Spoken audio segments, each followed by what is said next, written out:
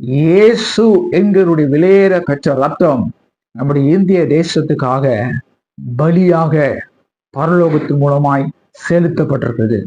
இயேசு கிறிஸ்துவின் ரத்தம் நம்முடைய தேசத்துக்காக, அவருடைய ரத்தம் விலையேற பெற்ற ரத்தம், இயேசு கிறிஸ்துவின் ரத்தம் பரலோக தேவன் மூலமாய் இந்திய தேசத்துக்காக விலைக்கிரயமாய் சிந்தப்பட்டிருக்கிறது.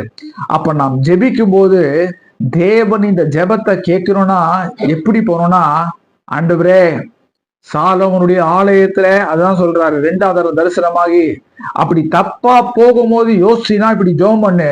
எப்படி ஜோம் பண்ணு? பலி ஏற்கனவே செலுத்தப்பட்டாயிற்று, அக்கினை நான் இறக்கிட்டப்பா, பலியை செலுத்தி இருக்கிறேன். அப்போ இந்த பலி அதற்குரிய விலைக்கிரயம் செலுத்தப்பட்டாயிற்று.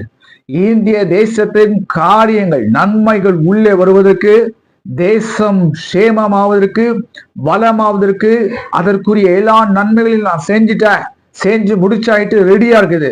இப்ப அது வரணும்னா அது எப்படி அப்ப அவர்கிட்ட கேட்டு அதை அப்ரோச் பண்ணி அவர் சாங்ஷன் பண்ணுவார்னா, ஆண்டவரே உம்முடைய குமாரனாகி இயேசு கிறிஸ்துவின் ரத்தம், எபிரேயர்ல வாசித்து பாருங்க, தைரியமா கிருபாசனத்துல வாங்க. ஏன்னா அந்த ரத்தத்தின் மூலமாய், அப்போ அந்த ரத்தத்தின் மூலமாய் இயேசுவின் ரத்தம், ஆண்டவரே எங்கள் தேசத்துக்காக உங்களுடைய ரத்தம், உங்களுடைய குமாரனுடைய ரத்தம் சிந்தப்பட்டிருக்கிறபடினாலே, இப்போ ஆண்டவரே இந்த பலி செலுத்தப்பட்டிருக்கிறபடினாலே ஒரு தேசத்துல செய்யப்பட்ட எல்லா பாவங்களையும் மன்னிங்கப்பா. ஒரு சின்ன